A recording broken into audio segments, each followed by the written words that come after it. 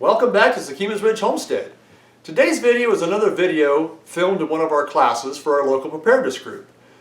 This video is about bug out bags and bug out bag essentials. I'll include Amazon links below for most of the items that are found in our bags. I hope you enjoy the video. Hello and welcome to our channel. We're glad you're here.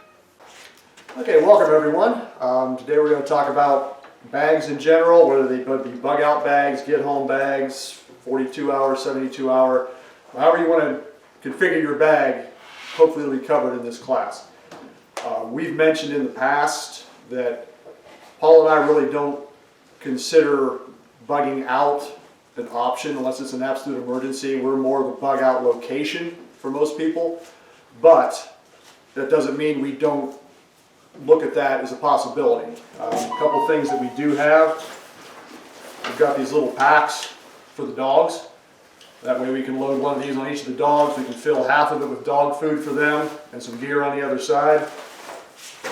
And with the horses, we've got the saddlebag for the extra horse, so we can load down the third horse with any extra gear we need, so we're not having to carry everything. So we do realize that bugging out may be an option, but for us it would definitely be the very last option.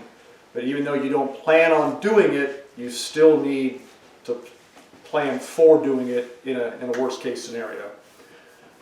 Now when you're in a survival situation, they call it the rules of 3.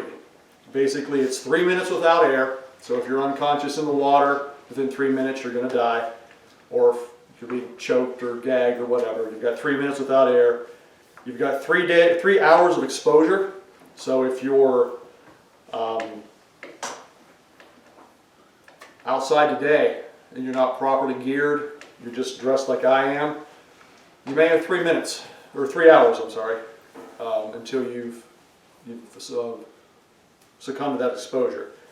One of your biggest defenses with that would be fire. So if you're out someplace, one of the important things to do is to be able to build a fire to get that warmth. You've got 3 days without water, so you need to have some kind of water filtration ability if you're out there stuck with no water, and you can go 3 weeks without food. Now of course all these don't mean that I'm going to go 2 hours and 58 minutes with exposure and then on that 3 hour point I'm going to die.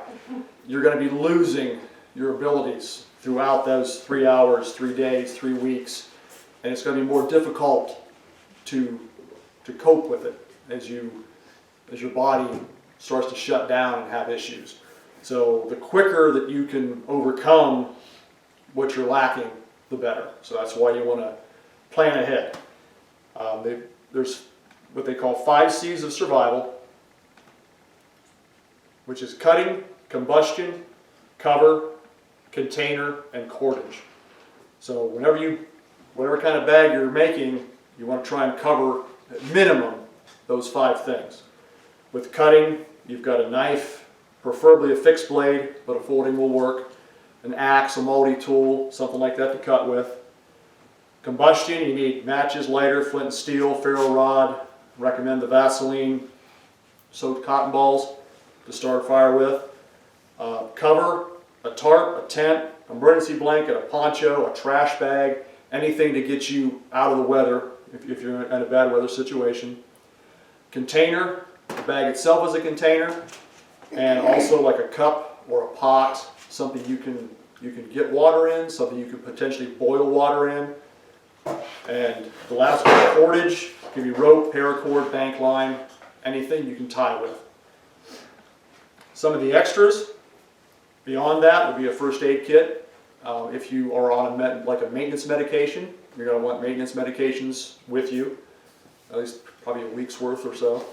Water filtration, some extra cash just in case, some extra clothing, a flashlight, extra batteries, maybe some way to charge your phone or charge your devices with, like a solar charger or a backup battery pack, some kind of small stove, some kind of food or some MREs, a firearm or firearms and ammunition for self-defense or potentially hunting if you're out there long enough, a compass, a sleeping bag, personal hygiene items, toothbrush and toothpaste. You'd be amazed how, if you're stuck out there, be able to brush your teeth, how much better that could make you feel. Toilet paper, some wet wipes possibly, and some kind of communication device.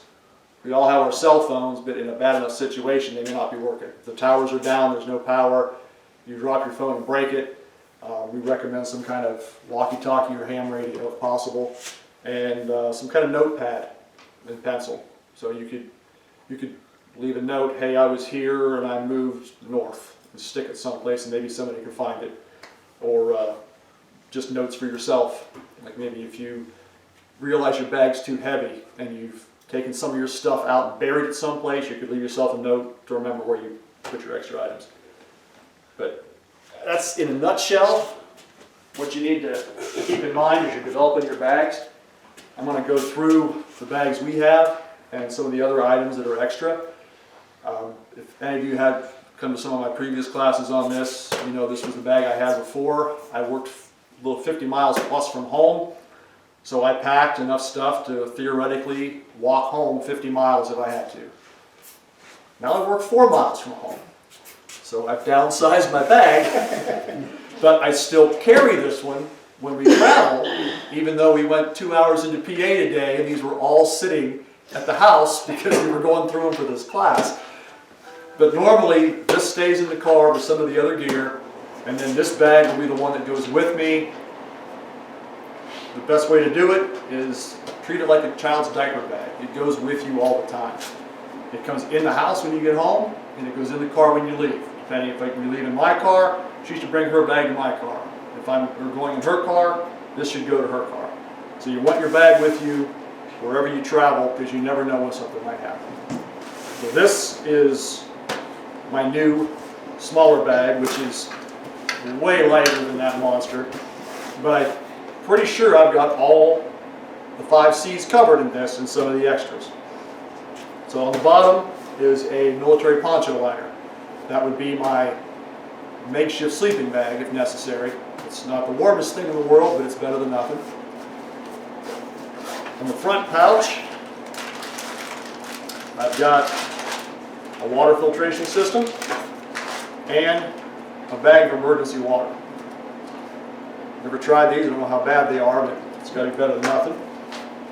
Got a small old military sewing kit and some sanitary wipes. So there's some basic hygiene and water.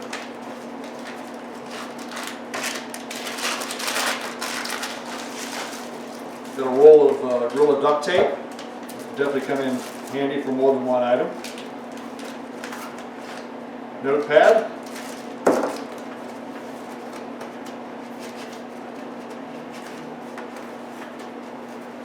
Stuff is in here tight. A compass.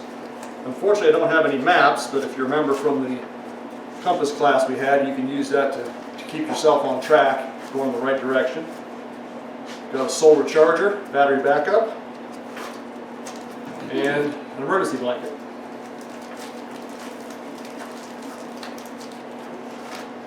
My fire starter kit, I've got a lighter, a flint and steel, a magnesium rod, some waterproof matches, cotton balls soaked in Vaseline, and there's actually a couple of commercial fire starters in here as well. Fire is one of the most important things. You want multiple ways, because if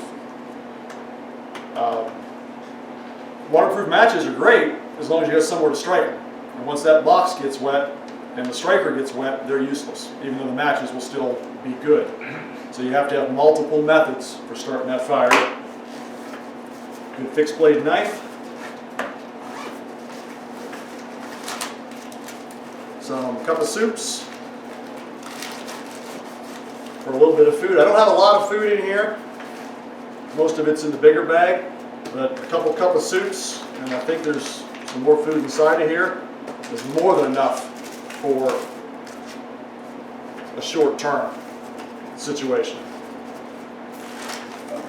And if we were out and it was a worse situation, some of these items would get transferred into the one bag. That way I'm not trying to carry 2 bags. inside the main compartment.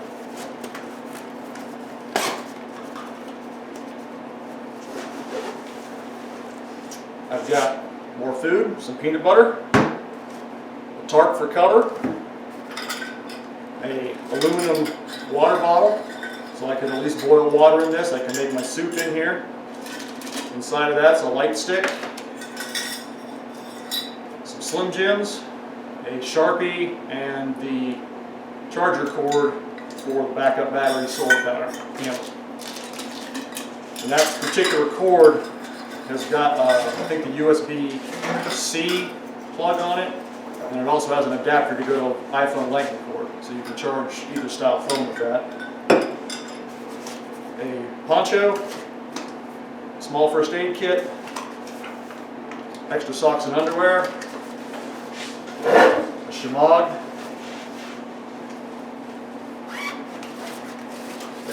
some tuna,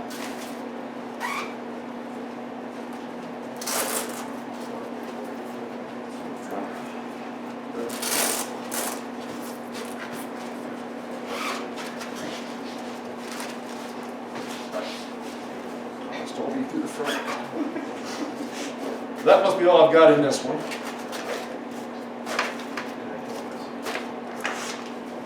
Like I said, this was just pretty much to get me short-term stuff, 4 miles from home. Now, forgot, on the outside, it's also a small built-in radio for that extra communications. Now my bigger bag, the one thing I don't have here today is the sleeping bag. Since you're not supposed to keep your sleeping bags crushed and compacted because it ruins their insulative effectiveness, the sleeping bag stays opened up in a trash bag in the back of the car. That way it's as fluffy as possible. And I carry the stuff bag with me, and inside the stuff bag is a liner for the sleeping bag, which is supposed to increase it by like 32 degrees. So you can, for a nice warm day, you can just sleep in the liner. And if it's a nice cold like it is now, you can put the liner in the sleeping bag and be a little more comfortable. So that stuff stays in there.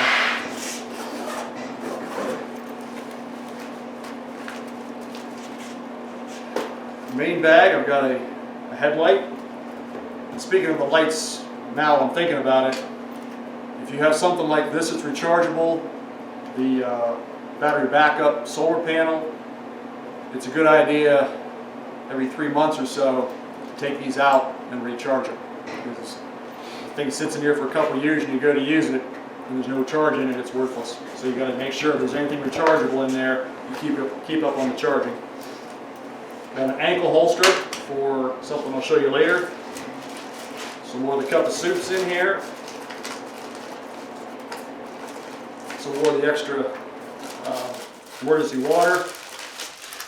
Bag of general snacky stuff, some power bars, nuts, some more Slim Jims. So I don't carry a massive amount of food. I don't have any like MREs in here or anything. It's just not enough room basically.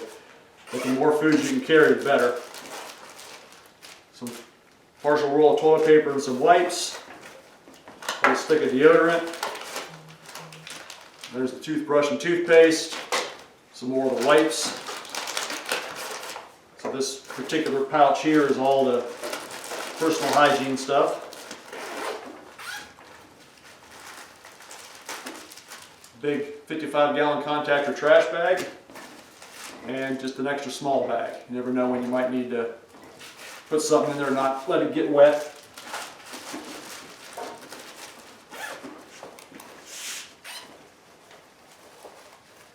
Pair of gloves. These are the mitten type gloves.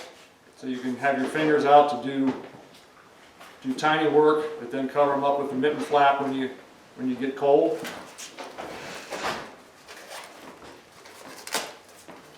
This is a little bit more food in here.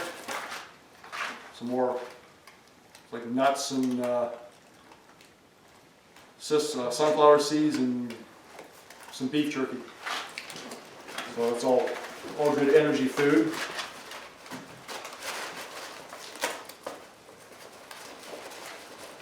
And And this is just some extra strapping. It might come in handy for something. And some of these items wouldn't have to be in here. That strapping wouldn't have to be in there, but like I said, you never know what you might run into.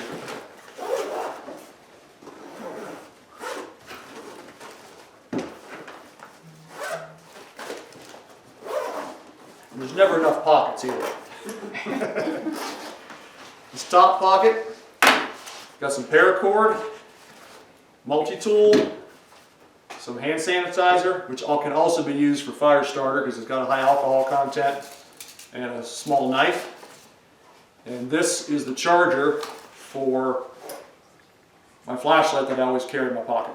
So if this flashlight battery goes dead, I can use that solar panel and this and that cord that's in the water bottle to charge that.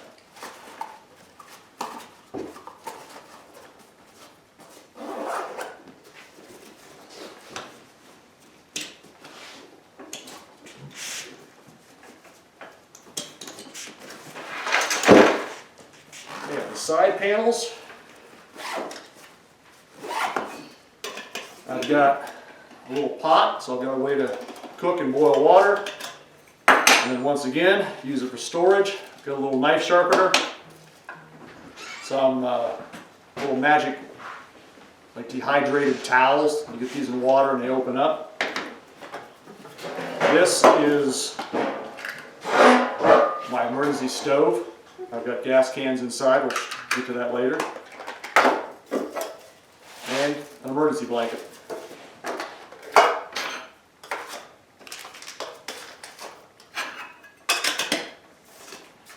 Got a knife, fork, and spoon, and another light stick.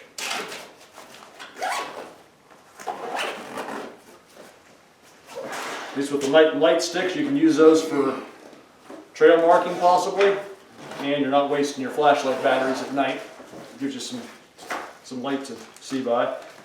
Here, I've got another fixed blade knife, another water filter straw, light straw, and another fire making kit.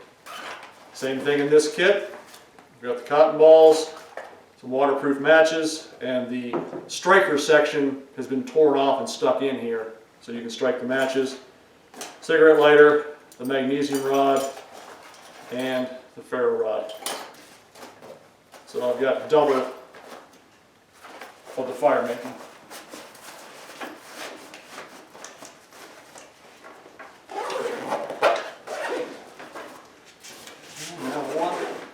It's virtually impossible to repack on that. Got another shemagh in here. What is a shemagh? I don't know. Oh, I'm sorry. It's basically a very large scarf. Oh, okay. It's Oh, very nice. Okay. it's technically like the Arab head wrap. Okay. I don't know how to do the wrap, but you start. I think you start here. There's a certain way you can run it around your head. So is it just a useful piece of cloth? Just or a is useful there piece of meaning cloth. behind it for anything? It can be Just water filter. it can be water filter. It can be an air filter if you're in a dusty situation. yeah. Put it on like that. Yeah, And- if it's hot or if you need to disguise yourself. Sure. Yeah, Or it even can in the cold if you don't have a hat, Right. you know. Big enough to use as a sling. For, yeah. Yeah. Shemagh, I've never heard. Is that a private word around this here? Are you? I think it's the Arab word for It's For the probably actual scarf. word. I kid about it and say I think the men call it a shemagh because they don't want to be wearing a scarf. Yeah. Be like shemagh. All right, cool. I never heard of it. Thank you. We're big on vacuum sealing, because if this bag goes in the water, this shirt stays dry. So most all of our clothes in our bags are vacuum sealed. They don't always hold the seal completely. Sometimes they'll loosen up and not stay tight, but it's sealed. So I've got an extra t-shirt in here. Yes. Clothing and ammo. Yeah. We vacuum seal the ammo. I've got a Faraday bag, so I can stick my phone in here and not be tracked, for one. And I can stick the radio in here, and if there is some kind of EMP event, it should be protected.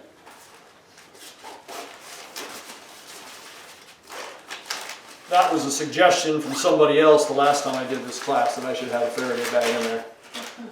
A couple pair of vacuum sealed socks. So that combining would give me 3 pair of socks and an extra pair of underwear. This is a pair of like insulated pants that are this thick folded. Once they're vacuum sealed, they're nice and thin. I believe this is a sweatshirt. And then when it comes to summer, these can be taken out, and I can maybe put a pair of shorts and an extra t-shirt in here. So your bag's constantly evolving depending on your situation and the seasons you're in. Extra baseball cap. I don't normally wear a ball cap, but if you're out there walking in the sun, definitely wouldn't hurt to put that on. Which, just as I said, sun, there should be sunscreen in here. I don't have any sunscreen. So that's something that should be added to my bag. In an emergency, you can use a Vaseline sunscreen. You don't True. want watermelon, you won't get a natural sunscreen. I carry 2 little gas cans for that stove, and this folds open, and the gas can sits on it to stabilize the stove.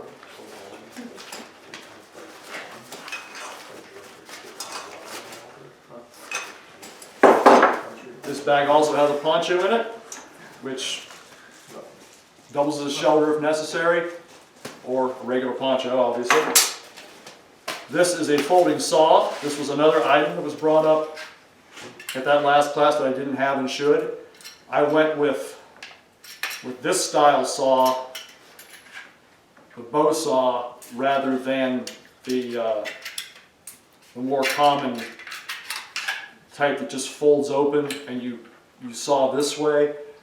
I just felt ergonomically it would be easier to hold this saw and cut this way than try and hold a saw and cut this way.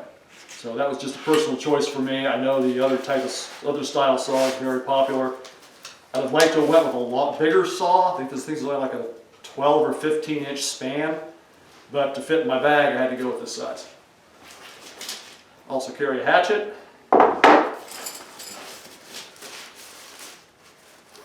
This is my sleeping pad, inflatable pad to go underneath my sleeping bag. This is a pillow that also inflates. These are the tent stakes, tent poles, and tent. One thing I've got for this tent, which I haven't installed yet, is a smokestack jack. I'm going to build one of those little stoves out of an ammo can. And the tent's got like 2 vestibules. The rear vestibule will get a smoke jack in it, and I'll be able to put that little ammo can stove in there and heat that whole tent. Folding military shovel, pair of jeans, and this one's lost its seal, but it still stays compact. Pair of wool socks and a pair of insulated long johns. So, I don't know how long, theoretically, this would last me and keep me in good condition, especially with the weight, having to carry this. But I think I've got most of the bases covered for anything I might need to get me home from my old employer, which, like I said, was a 50-mile hike. How many days did you plan on it taking? I think I had figured by the standard walking speed, if I never stopped, it was going to take me at least 16 hours. So I kind of planned on being minimum 2, if not 3, or, because it's so heavy, 4 days. But I also used to keep this wagon in the back of the car. So the option to throw the bag in the wagon and pull it behind me was there. And this bag is Paula's bag. I'm not going to dig things out quite as extensively as I did on my bag. I'll just tell you what's in each pouch because I said these are so hard to pack sometimes. This pouch here has got her chapstick, some sanitizer, That's Some- the necessity. Kleenexes. There's only one, but I always have one. This is another one of those like dehydrated towels, just throw it in water and it opens up for you. The toothpaste, a tube of the same towels that I had in mind, some hand lotion. So the front pouch is more of a her hygiene pouch. This front, That's just, she has a scarf. And what's that, just a bandana? that's just a bandana, yeah. Yeah, Now, so- I went with this, just a scarf rather than a shawl. It's only about this wide. But a lot longer than the Yeah, it's shawl. roughly, it's almost 5 foot long. The scarves are. Front pouch. It's your fire. Yes. Yep, this is her fire kit. Same things that are in my fire kits. Her paracord, something that I must have missed in one of my bags. I have the same thing that she has here. 100 feet of bank line. We put her on In a Like a paper straw. paper straw, and inside the paper straw is a large like leather sewing needle. So if your bag gets ripped or your jeans get ripped, it's coarse, but you can strip this bank line down to a single strand, or the same thing with paracord. You can cut the paracord, peel the inside out, and go with a single strand and use that heavy needle for emergency sewing repairs.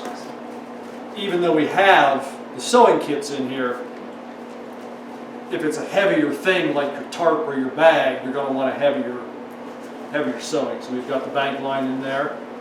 Got a pair of gloves. The same roll of duct tape that I have. So her bag is very similar to mine. Mechanics gloves. Where do you guys get the Faraday bags from? I got them from Amazon. Oh, okay, sure. Yeah. She carries some extra 380 because up until yesterday, her carry pistol was a 380. She's down 9mm, so we have to change this. Upgrade. Yeah, so we do the same thing with our ammo for the bags. We vacuum seal the ammo. I'll show you mine in a little bit.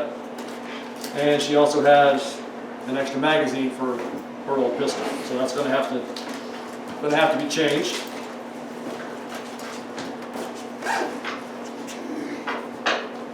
And that's part of the problem. Like I said, I missed the bank line.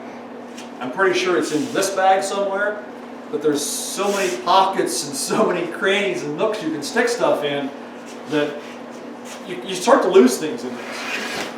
So, and if you don't, which admittedly we don't go through these as often as we should, you start to forget what's in here. Which is why we want to start using them at training. Yes, we'll cover that in a few minutes. This is her headlight. It's a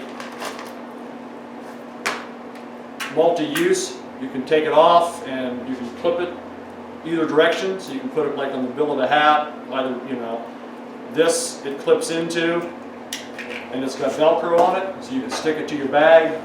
My ball cap, you can stick it to the top of your cap, and it also comes with a cord, or not a cord, but a strap that it will strap to a strap, and you can wear it on your head with a strap. So it's a pretty versatile light. And again, every couple months you should be taking that out and checking the charge on it. Another regular flashlight, and this one's a AAA battery flashlight.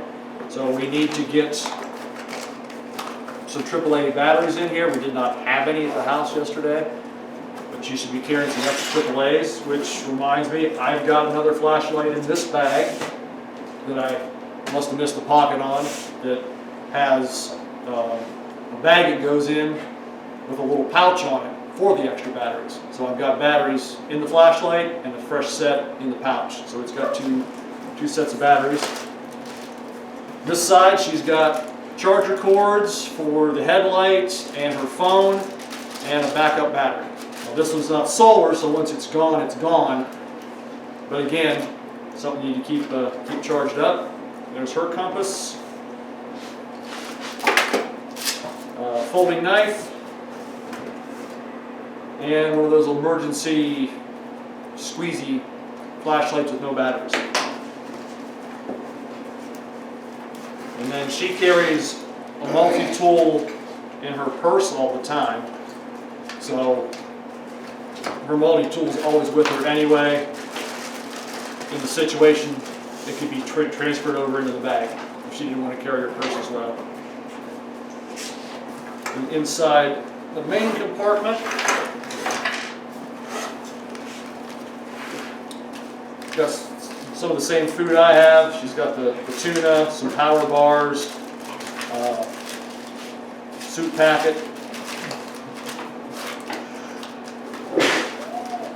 Down here, I won't pull them out, but she has a couple of those emergency water bags in here. Peanut butter. It's prepackaged and it's high energy. So if you take one of these small peanut butters and throw it in there, this will probably get you by for a few days, just on itself. So that's a good item to have in there. I love peanut butter anyway. Pardon? I said I love peanut butter anyway. Yeah. This is her first aid kit. Aluminum water bottle. Necessary. This is going to go in the fire too. It's going to burn the paint off. Who cares? It's an emergency situation. Got some chemical light sticks inside of it. She's got some extra clothes in the bottom. Poncho. A wrapped up blanket. A tarp. So the clothes in the bottom. So they're very similar bags to what I have in mine, just more tailored to her. And again, her travel distance from the house generally isn't that great. So she doesn't need this huge bag here. Yes, sir? One of the seasonal items that you put in there for the summer, do you normally switch out and put some insect foam in there? We certainly should. But I can guarantee you we get it. This bag has been in the back of whatever car I've been driving, either the Expedition, the Explorer, or the truck, and that's about all it does. I'm going to start driving the truck for the next couple of weeks. It goes in the back. So it really hasn't been updated until we started prepping for this class, and it's wrong. I mean, that's kind of the reason I wanted to go with the smaller bag for the better program compliance. Because this bag, it's so doggone heavy, I have trouble moving it around. So just bringing it in and out of the house like I should be doing, I'm not doing it. And there's no way I can put that in a motorcycle. This bag I can. So. What about making checklist pages? To put a piece of paper in there with a checklist of That'd be a good idea. And inventory, that and then even. you know what to add and. Yeah. But seasonally, I mean, just thinking off the top of my head, seasonally about the only thing I think you would really change would be your clothing. There's no point in me having thermal underwear and those hunting pants in there in August. But, And something you didn't mention about if you have any maintenance drugs. I do have a couple. I peeled the label off of a bottle, stuck it on a piece of paper, and I have it in a baggie for the prescription maintenance drugs that I carry in my bag. So that if there's an incident, you're not caught with some type of a prescription drug without a prescription. good point. A few of the other extra items, which, again, we're talking situationally here. Some of this I don't carry right now. If things get a little worse than they are, I may start carrying more stuff. I do carry this. It's a Ruger 1022 breakdown rifle. Just throw it in the back of the car. I'm considering going with AR pistols for both of us, for the truck vehicles, or the truck guns, because this is fine for hunting. It's not the greatest if things really turn bad and need it for self-defense. But for right now, and the political climate we've been in, I felt more comfortable carrying something like this than an AR in the vehicle. If things get much worse, I'm not going to care what I carry in the vehicle politically. It's more what I'm going to need than what I'm okay with. So right now, I carry that. Does that come in and out of your vehicle, or does that stay out there? That stays in the vehicle. And it would stay with the big bag in the vehicle. Yeah. If I change vehicles, it would go. That would be only one of my fears of keeping a weapon in there. You know, I mean, somebody breaking into it. Yeah, well, with our location, I don't worry about it too much because Yeah. nobody's coming up Right. there. But it is a concern, like at work Yeah. or at a store or something. We just make sure the vehicles are locked. And fortunately, and it's not like I got it sitting on the dashboard. It's on the floor, usually under the bag, under a blanket or something. So it's not easily seen by any means. I just stick all my stuff in like those totes, Yeah. so it's hidden, it's protected from the light, and all that stuff, so whatever it is, it's gonna get all plugged up. And then it makes it easier to take it out too. Then I can just pop the lid off and have access. Makes you want to consider what stickers and stuff you got in your vehicle Yeah. as well. I don't have any stickers. Which I haven't right done. either. Yeah, after I took like 3% off, I haven't put any kind of. This stays in my center console. We've got the nice big consoles in the truck. If having to leave the vehicle would happen, this stuff would get transferred into one of the bags, or at least most of it. Got a little Derringer backup pistol in an ankle holster. 25 round magazine for the Ruger, and I believe there's 2 other 25 rounders in the bag that are empty. The factory 10 round. Got 2 extra magazines for the shield, one of which will need to go to Paula for her new gun. I have 3 extra magazines for my regular 9mm carrier pistol, which I would always have on me anyway. We've got quite a few rounds of 9mm in vacuum sealed bags, and again, this one didn't stay sealed, but this one did. Makes it a lot nice and tighter. And I put these magazine quantity. So this would have 17. There'd be 17 rounds in here, so I can just fill the magazine, open the bag, fill it, and not have extras rolling around. We've got 22 for the 10-22. These I did in bags of 50 instead of doing 25, but these will probably get changed out with 223 once we go with the AR pistols. I already have another one of these at the house with vacuum sealed 223 because I used to carry a full-size rifle until the political climate changed, and I got paranoid and went with the 22. And I also keep a shield, and that's what the other ankle holster's for. So a backup and a backup for the backup. But yeah, having the ammunition in the vacuum sealed bags makes it really, really convenient. Yes, sir. You got any iron ear protection in there? I do not. Well, I have eye protection because I wear it all the time.